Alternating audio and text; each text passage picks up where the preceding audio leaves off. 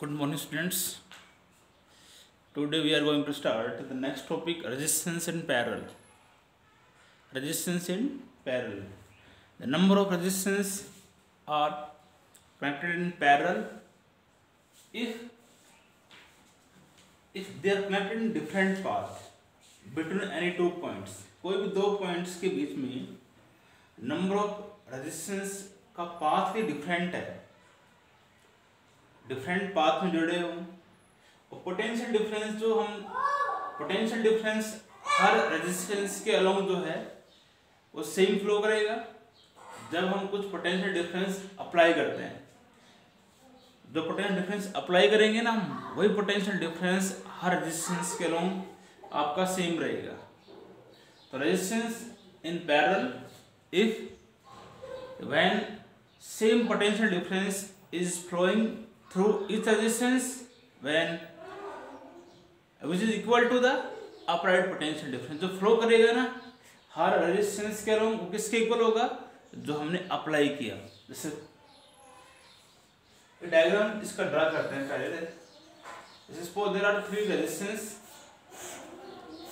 There are 3 resistor of resistance R1, R2 and R3। There are 3 resistor of resistance, इसका resistance R1, इसका R2 और इसका R3। तीनों का अलग अलग पाथ, एक पॉइंट मान लो ये जुड़ा हुआ है, एक पॉइंट हमने ये लिया हुआ है।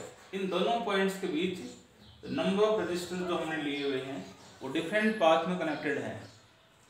इसको हमने एक बैटरी से जोड़ रखा है। पोटेंशियल डिफरेंस अप्लाई किया, अभी पोटेंशियल डिफरेंस अप्लाई कर रखा है। ये पोटेंशियल डिफरेंस हर रेजिस्टेंस के अलोंग आपका सेम रहेगा। इस सेल का ईएमएफ हमने ई लिया हुआ है। टोटल करंट आई फ्लो कर रहा है, अलग अलग ब्रांचेस हैं, इसके अलग अलग पाथ है, इसलिए करंट जो है हर रेजिस्टेंस के along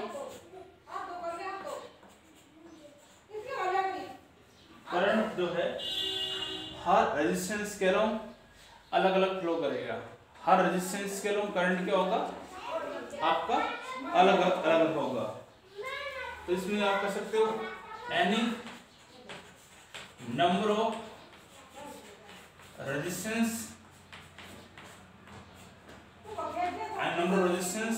are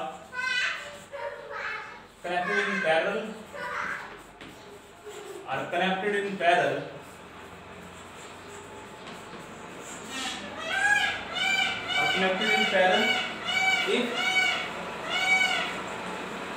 potential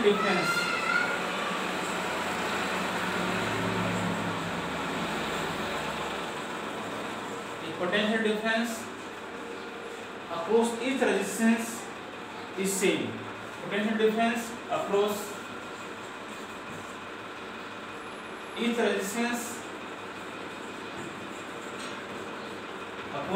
resistance is same, which is equal to the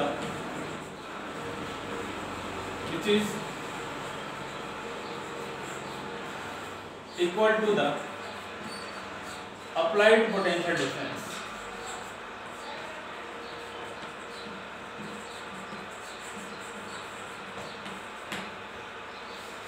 इसकी डेफिनेशन कर सकते हो, number of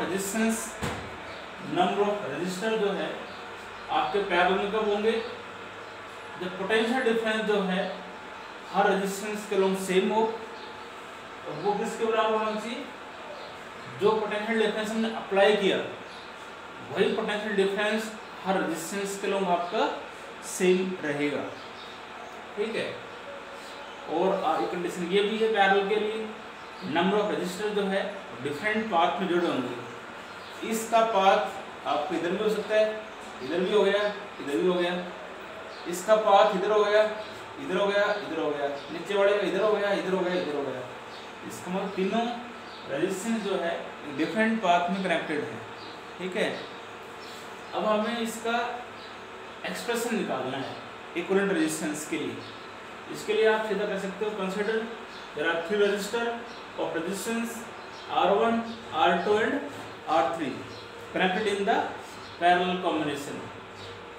Let V be the potential difference applied in the combination which is same through its resistance.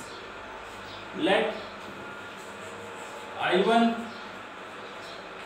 I2, I3 be the current flowing through resistance R1, R2 and R3.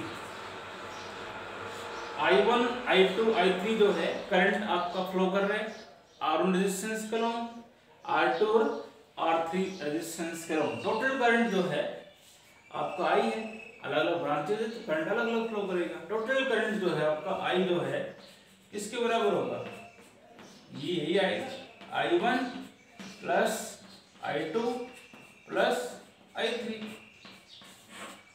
This is the total current flowing through the circuit. और I1 I2 current आपका अलग resistance, इसके along I1, इसके along I2, इसके along I3 current flow कर रहा है, ठीक है। अब ओम्स लॉ से, according to Ohm's law, potential difference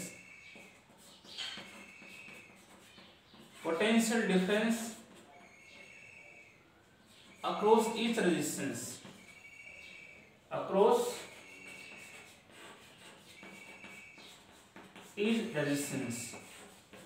वो V है और इसका पोटेंशियल डिफरेंस क्या होगा, V equal to IR, R resistance के लॉन्ग। तो इसका करंट कितना फ्लो कर रहा है, इसका I1 R1 करंट फ्लो कर रहा है इसके लॉन्ग। करंट I1 रेजिस्टेंस के इसका R1। इसी प्रकार सेकंड रेजिस्टेंस जो आपको दिया हुआ है, सेकंड रेजिस्टेंस आपको R2 दिया हुआ है, इसके अराउंड करंट I2 फ्लो कर रहा है, तो ये बराबर ही होगा आपका किसके, I2 R2, ये बराबर ही होगा किसके, I3 R3। करंट जो है अलग अलग फ्लो कर रहा है, पोटेंशियल डिफरेंस सेम होगा। I1 R1 यहाँ भी होगा, यहाँ होगा I2 R2, यहाँ क्या होगा I3 R3। यहाँ से आप I1 निकाल लो, बोलो I1 क्या आएगा, V by R1। यहाँ से I2 ये इसके बराबर हो सकता है, ये इसके इक्वल हो जाएगा, तो अलग अलग कर सकते हो आप, एक साथ भी कर सकते हो। I2 जो है किसके बराबर आएगा, वो आएगा V by R2। ऐसे I3 जो है तो किसके बराबर आएगा, V by R3। Potential difference हमने निकाल लिया, R1, R2 और R3 रेजिस्टेंस के लॉन्ग, और फिर वहां से हमने करंट निकाल लिया। अब ये करंट I1, I2, I3 की वैल्यू फर्स्ट में पुट कर दो, ठीक है। फर्स्ट में पुट करोगे देन ये आपका I इज इक्वल टू आएगा क्या, I1 की वैल्यू क्या है, V by R1, I2 V by R2, I3 V by R3। V common है इसमें से, V कॉमन लिया, 1 by R1, 1 by R2 plus 1 by R3, ठीक है। इक्वेशन इसको आप सेकंड ले सकते हो। अब हम इसमें ये कह रहे हैं, यदि इन तीनों रेजिस्टेंस को हम जो पैरेलल में जोड़ते हैं तो नेट रेजिस्टेंस उसका आरपी है। जैसे मान लो हमने डायग्राम से करते हुए बाद तीनों रेजिस्टेंस को हमने ऐड किया पैरेलल में, तो नेट रेजिस्टेंस हमने क्या मान लिया, आरपी। और टोटल पोटेंशियल डिफरेंस जो अप्लाई कर रखा है वो आपका भी है ही।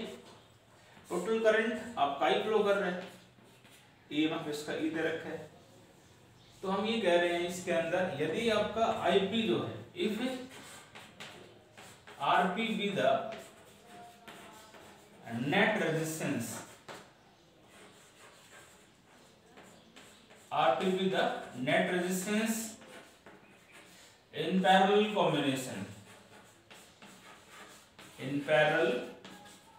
combination, then potential difference V is equal to net potential difference क्या होगा, this total potential difference V is equal to क्या आएगा, IR की हो जाएगा। ये टोटल पोटेंशियल डिफरेंस, ये टोटल है, ये टोटल रेजिस्टेंस आपका पैरेलल कॉम्बिनेशन के अंदर। भाई यहाँ पे I निकाल रखा है, यहाँ पे I निकाल लो। I की वैल्यू जो होगी यहाँ से आएगी, I इज इक्वल टू होगा V/RP। इक्वेशन आ गई थर्ड, तो इन दोनों को कंपेयर कर दो। From equation second and third, दोनों इक्वेशन से कंपेयर करोगे, दोनों की लेफ्ट हैंड साइड इक्वल है, राइट साइड इक्वल हो जाएगी। Then V/RP is equal to V into 1/R1 1/R2 plus 1/R3, इससे घट जाएगा।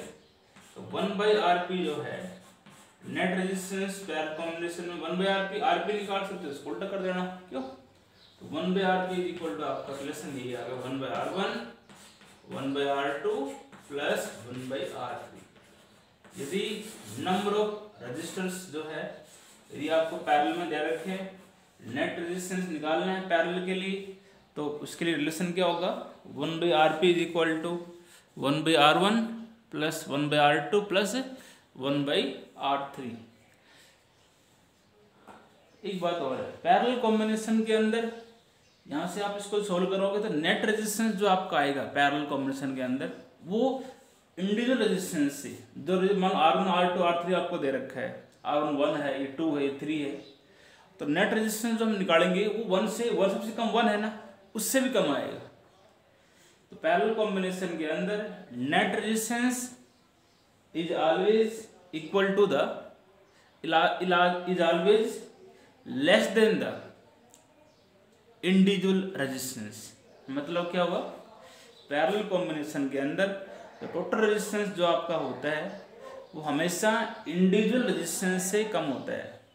ठीक है, तो ये सिंपल टॉपिक था, ये आप कर सकते हो इसके।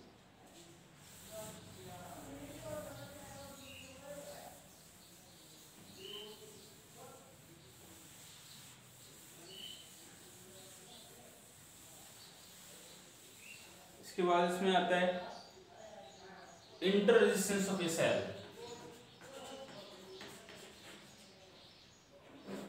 Internal resistance of a cell.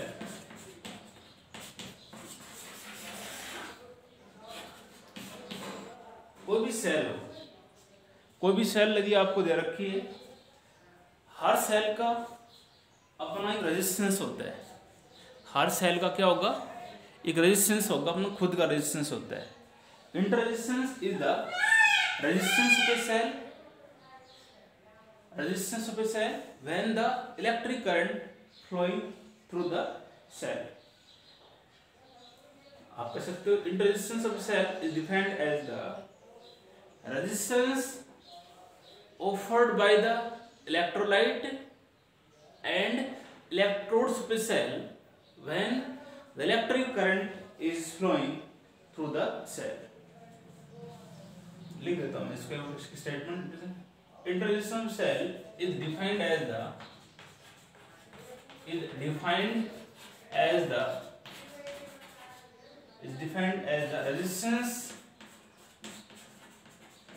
resistance offered by the,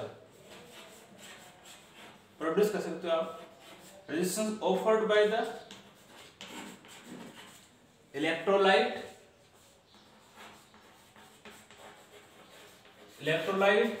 and electrodes of a cell. Electrodes of a cell when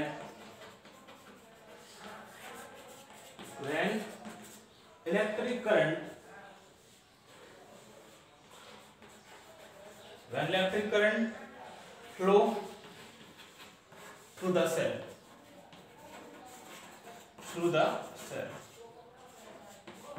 condition क्या होना चाहिए, करंट उस केस में क्या होगा, आपका सर्किट में यदि फ्लो करेगा तो रेजिस्टेंस तो इलेक्ट्रोलाइट्स और इलेक्ट्रोड्स जानते हो, इलेक्ट्रोड्स क्या होता है, पीछे बताया था मैंने, सेल के पॉजिटिव इलेक्ट्रोड्स होगा या नेगेटिव इलेक्ट्रोड्स होगा। तो रेजिस्टेंस जो प्रोड्यूस होता है इलेक्ट्रोलाइट्स और इलेक्ट्रोड्स के द्वारा जब सेल के क्रॉस आपका करंट फ्लो होता है, उस रेजिस्टेंस को हम क्या बोलते हैं, internal resistance. It depends upon following factor, it depends upon following factors. Inter resistance जो है आपका फॉलोइंग फैक्टर्स पर डिपेंड करता है। एक तो करता है distance between the electrodes, distance between electrodes,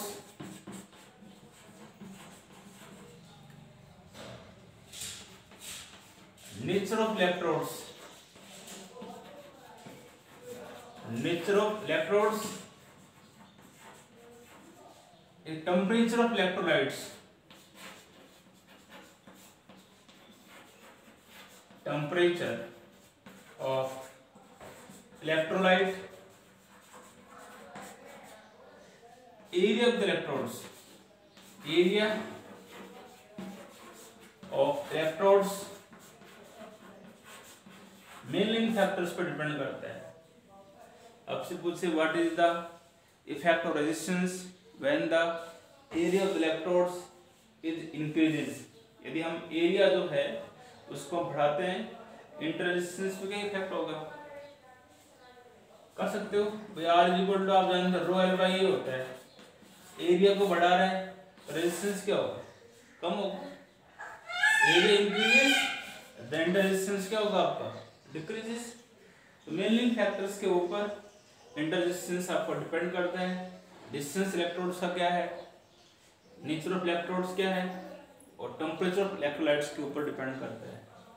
ठीक है, तो इसकी स्टेटमेंट यही है। इंटर रेजिस्टेंस सेल का क्या होगा,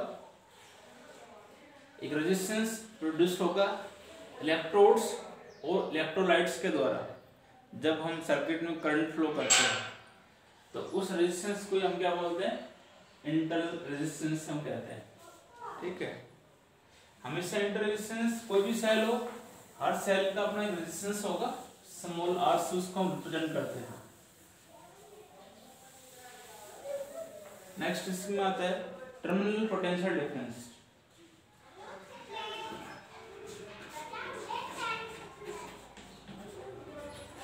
terminal potential difference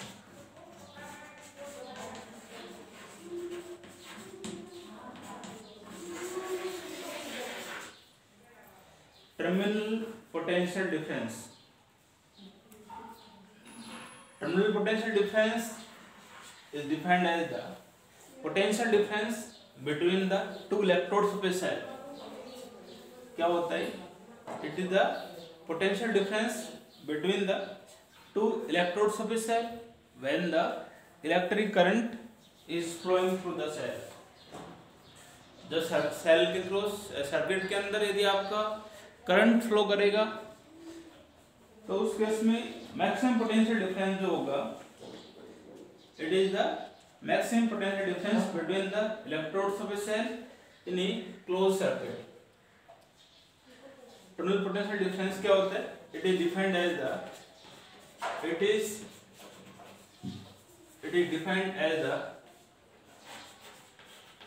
it is defined as the potential difference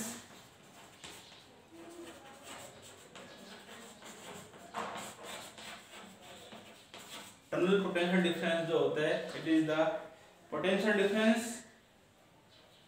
between the it is defined as the potential difference between the two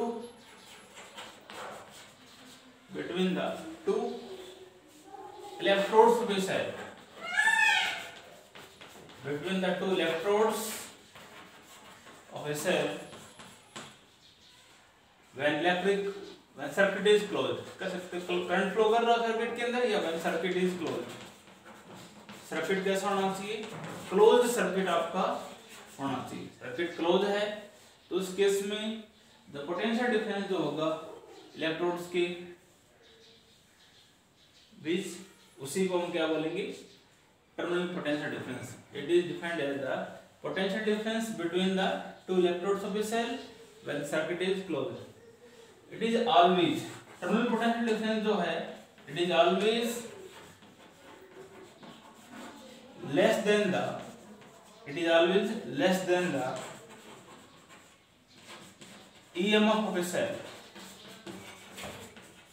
हमेशा जो है टर्मिनल पोटेंशियल डिफरेंस जो होता है हमेशा सेल के EMF से कम होता है, ठीक है, और वो कितना होगा, उस सेल का पोटेंशियल डिफरेंस इसमें घट जाता है, वो अभी उसमें हम कैलकुलेट करते हैं।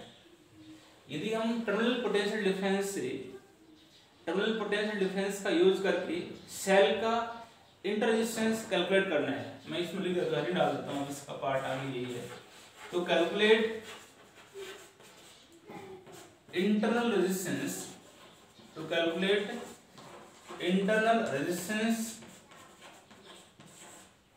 Of a cell. हमें क्या करना है, सेल का इंटर रेजिस्टेंस हमें निकालना है, ठीक है। तो इसके लिए हमने सेल ले ली, सपोज ये सेल है, इसका EMF क्या है, इसका EMF E है। इसके पैरेलल के अंदर हमने एक हाई रेजिस्टेंस वोल्टमीटर लगा दिया। ये क्या है, एक हाई रेजिस्टेंस वोल्टमीटर हमने कनेक्ट किया हुआ है इसके पैरेलल के अंदर, ठीक है। सर्किट आपका क्लोज्ड है और यहां से हमने एक एक्सटर्नल रेजिस्टेंस जोड़ा गया है, ठीक है। ये पॉइंट हमने ए लिया हुआ है, यहाँ पर ऐसे लिखना ए, और यहाँ लिया मैंने इसको पॉइंट बी।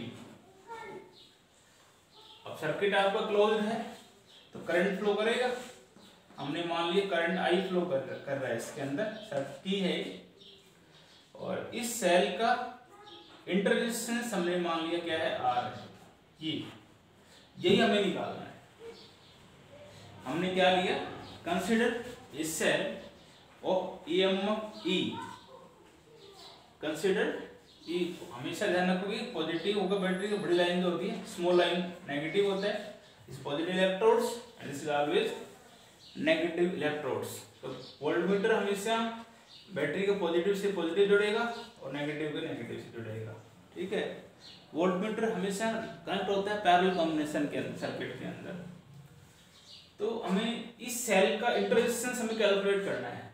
इसके लिए हमने एक सेल ले रखी, लिखने की जरूरत नहीं है, मैं सीधे बता रहा हूँ। Consider cell of EMF E inter resistance small r and high resistance voltmeter is connected parallel to the cell. Cell के पैरेलल में हमने क्या किया, एक हाई रेजिस्टेंस वोल्टमीटर को हमने जोड़ा है, ठीक है। If circuit is open, circuit मान लो आपको ओपन होता है तो उस केस में इसमें करंट फ्लो नहीं करता, उस केस में करंट फ्लो नहीं करेगा। Circuit is closed, current flow आपका उस केस में करेगा। जैसे ही when the circuit is closed, when the key is closed, current flow in the circuit, current flowing in the circuit, उस केस में सर्किट में करंट फ्लो करेगा। टोटल रेजिस्टेंस उस केस में क्या आएगा, total resistance of circuit, total resistance of circuit वो होगा inter resistance plus external resistance.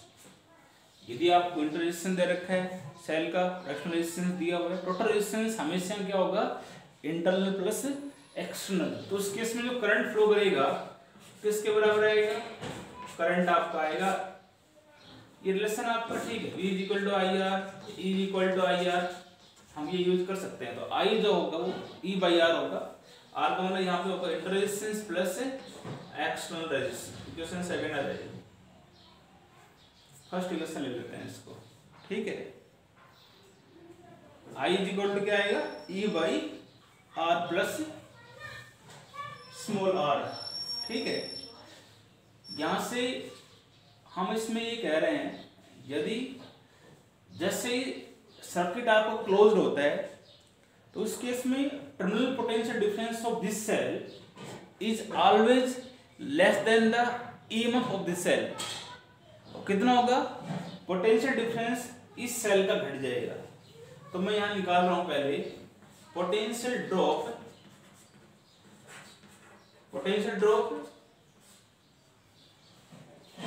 और इस सेल का, इसका पोटेंशियल ड्रॉप जो होगा, potential drop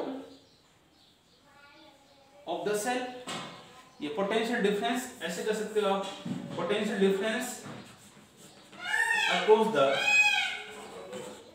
across the internal resistance,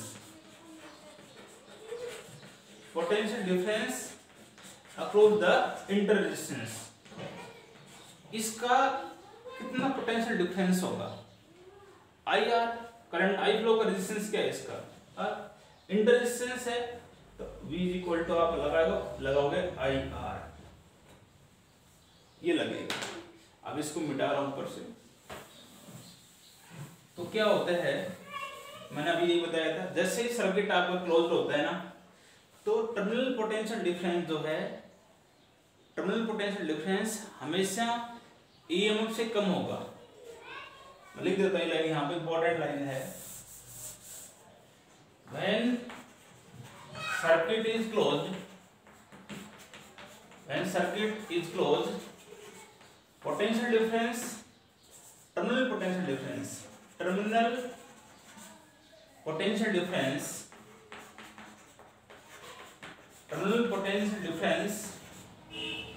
of a cell, terminal potential difference of a cell is always less than the EMF of a cell। कितना कम होगा? less than the EMF of a cell by an amount, कितना कम होगा? by an amount equal to the potential drop across internal resistance।